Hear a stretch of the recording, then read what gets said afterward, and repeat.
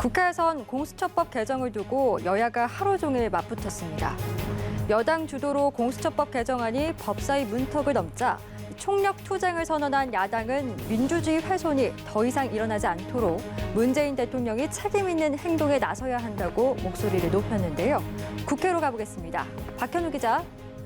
네, 정기국회 마지막 본회의를 하루 앞두고 국회에서는 공수처법 개정안 처리를 두고 여야가 정면 충돌했습니다. 우선 민주당은 내일 열리는 본회의에서 개정안을 처리한다는 계획 아래 오늘 법사위 안건조정위와 전체 회의를 잇따라 열고 공수처법을 속전속결로 처리했습니다.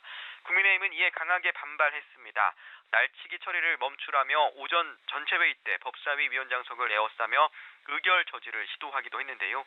야당 의원들의 항의가 이어지자 윤호중 법사위원장은 토론을 진행할 상황이 아니라면서 토론 종결을 선언하며 안건을 표결에 붙였고 민주당과 열린민주당 소속 의원들이 기립해 찬성 의사를 밝히면서 공수처법 개정안은 법사위 문턱을 넘었습니다. 국민의힘은 강하게 반발하며 지금 이 시간까지도 항의를 이어가고 있는데요. 김종인 비대위원장은 긴급 기자회견을 열고 문재인 정부가 과거 정부의 실패를 답습하는 것을 넘어 일상적으로 국정농단을 자행하고 있다고 비판했습니다. 그러면서 윤석열 검찰총장을 찍어내고 공수처를 장악하려는 의도는 뻔하다면서 법치주의와 민주주의 훼손이 더 이상 발생하지 않도록 국정 수반으로서 책임 있는 행동에 나설 것을 문재인 대통령에게 촉구했습니다.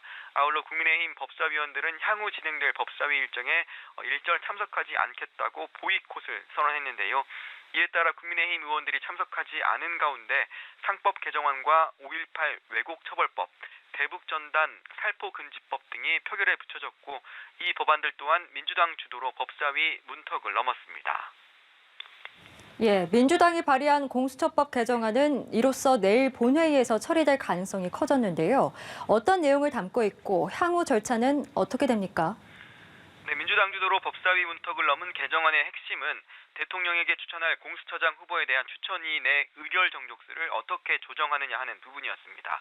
당초 위원 7명 중 6명 이상의 동의가 있어야 공수처장 후보를 추천할 수 있도록 했던 것을 안건조정위에서 그 기준을 3분의 2로 낮추도록 의결하고 뒤이어 전체 회의 상정 의결 과정을 거치면서 법사위 문턱을 넘게 됐는데요.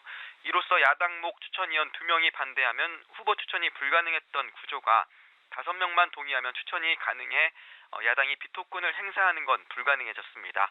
민주당 이낙연 대표는 법사위에서 공수처법 개정안이 통과된 뒤 있었던 당 행사에서 이들 법안이 본회의까지 통과되면 이른바 권력기관 개혁을 위한 입법화는 일단락된다면서 본회의에서 공수처법 개정안을 처리해 나가겠다는 의지를 내비쳤는데요.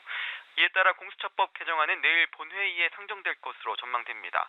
하지만 앞서 말씀드린 것처럼 국민의힘이 총력 투쟁을 선언하고 개정안 처리를 저지하겠다는 계획 아래 필리버스터 카드를 꺼내들 것으로 관측되면서 내일 본회의에서 공수처법이 처리될지는 불확실합니다. 민주당은 이에 대비해 정기국회 회기가 종료되는 대로 또다시 임시국회 소집을 요구해 놓은 상태로 공수처법 개정안은 이르면 내일 또는 모레는 처리될 것이란 관측에 힘이 실리고 있습니다. 국민의힘은 법안 통과 저지를 위해 총력 투쟁한다는 방침이지만 원내 투쟁만으로는 한계가 있는 만큼 당 안팎에서는 장외 투쟁의 가능성도 거론되는 상황입니다. 지금까지 국회에서 연합뉴스 TV 박현우입니다.